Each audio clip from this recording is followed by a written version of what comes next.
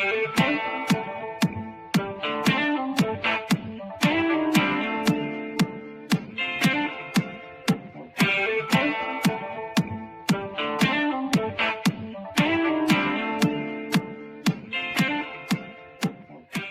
right, second episode of Trucker Talk, speaking about the driver shortage and retention here. Now, I had to abruptly end that other last episode there, guys. Sorry about that. You know how it is when we're out here working. You got to kind of step off for a second. But new article for you, continuance. And again, I want to hear you guys' input on this. So check this out.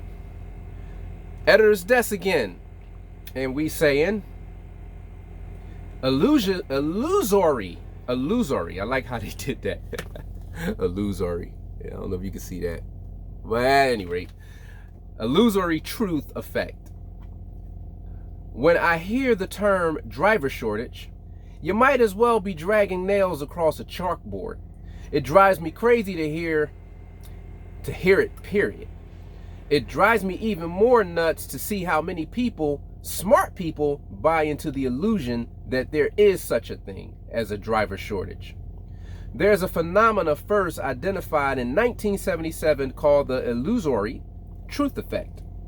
In essence, it refers to the tendency of people to believe false information to be correct after repeated exposure.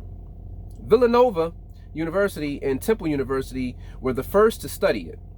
The conclusion of this study was that when people assess a statement for the truth, they tend to rely on the information if it is in line with their understanding or feels similar, so that the repetition of false statements makes it more difficult for people to get away from the comfort zone of what they've heard all along and process information for actual truth. That was a mouthful. Now, enter the American Trucking Associations worn out claim that there is a driver shortage. This is decades-long campaign to sell the nation that there is an actual shortage of truck drivers. Has a lot hoodwinkled, or however you want to say it. They have heard it so many times that they cannot fathom that it is not actually true. Well, it's not. It is not even in the same hemisphere of the truth.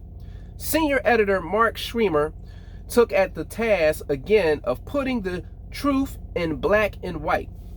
The driver shortage is more like an onion. It's one stinky layer of lies on top of another. Schremer systematically walks you through the driver retention problem that ATA's member carriers face and why that is. He goes on to point out that if mainstream media would check a fact or two, they would understand that 14,000 a week is a unicorn and not the reality for most truck drivers. Now, I'm going to stop right there. There's another article where these guys were paying $14,000, they said, a week to retain drivers, to get drivers. I'll share that with you guys in the next episode. That was actually really interesting. And they were talking about, yeah, we'll pay these guys $728,000 each. Okay, so that's what he's speaking about. And this is the second half of that because, again, I've been following this. So we'll come back to that. I have that full article for you guys. If you guys like hearing this stuff and you want me to keep on with it, let me know and I'll keep sharing it with you. Now, back to where we're at. So 14,000 a week is a unicorn and not the reality for most truck drivers. Read it, absorb it, memorize parts of it, sharing on page 14. It's filled with the cold, hard facts we need to fight this disinformation war ATA continues to wage. Who knows, with enough pushback, motor carriers might have to pay a career wage instead of the pittance rates they are currently offering. When you're done with that, Diesel Dave Sweetman takes on the driver shortage myth as well in his dashboard confidential on page 82. as only Dave can do. He lobs out some trucking truth bombs that destroy ATA's driver shortage all tall tale.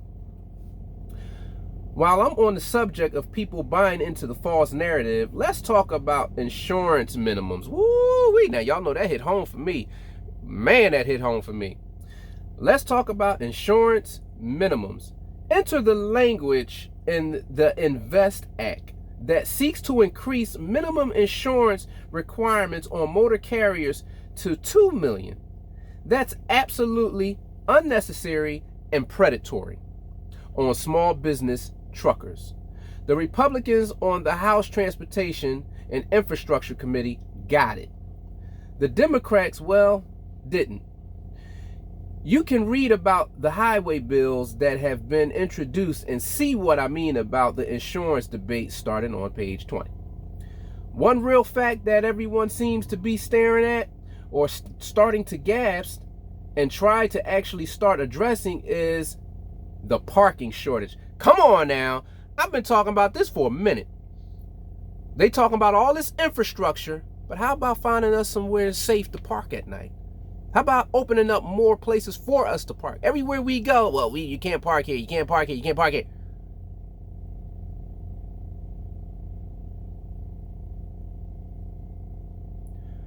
But at any rate, that hit a nerve, man.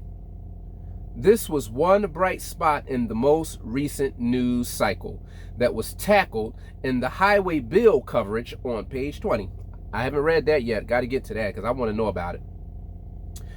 As well as, but staff writer Tyson Fisher takes it a step further on just how bad the problem is and what the research tells us. Another bright spot happening this summer is the return of truck shows. What the hell has that got to do with anything? But yeah, okay. I'm going on. Return of truck shows. Staff writer SJ Munoz, highlights a Make-A-Wish convoy in the American Truck Historical Society on pages 60 and 62, respectively. I'm personally excited to attach the Guilty by Association truck show on September 23rd and 25th in Joplin. Well, we already had that. Mo and Two return to Shell Rotella. Super Riggs as judge on the July 29th and 31st at the Love's Travel Stop in Hampshire. You can read more about the details of each, this, and the third. And looking at the calendar on page 96, watch OIDA and Landline reps we're excited, whatever. Okay, I just kind of breezed through that last because that was pretty much the end of the article. So wait a minute. Let me back up here. You bring back truck shows. How does that benefit us as truck drivers outside of give some of the guys that have pleasure in the truck shows while they're out here, something to do, pleasure.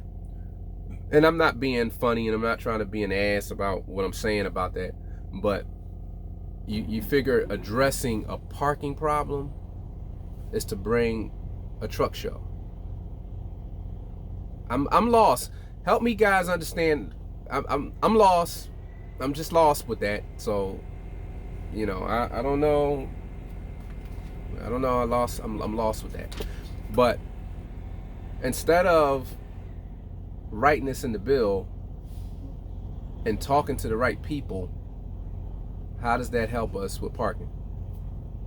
But as far as the shortage go, I'm back to what I've always been saying to a lot of my friends and guys that I talk to about this. There's no shortage. In closing, the problem is us owner-operators, us small carriers, us leased-on drivers. We are tired of being taken advantage of. We are tired of nobody hearing us. We are tired of, we're paying astronomical fees. Case in point, they spoke to the insurance. $2 million. Come on now. You know, I'm personally in the bracket of two grand or better a month as a new carrier for insurance. You know, I did interviews on that with Lean Trucker, and I've talked about it in other videos when I first started my carrier.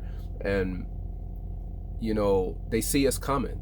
You know, we're literally like rolling piggy banks. We're tired of it. There's no shortage. Guys are parking their trucks. Some guys are just taking time off. Some guys are not coming back to it. Some guys are going to go work for somebody else, and they'll finish out their retirement working for a carrier running locally. You know, some guys are just done altogether. Don't even want to look at a truck. You know, and it's no shortage.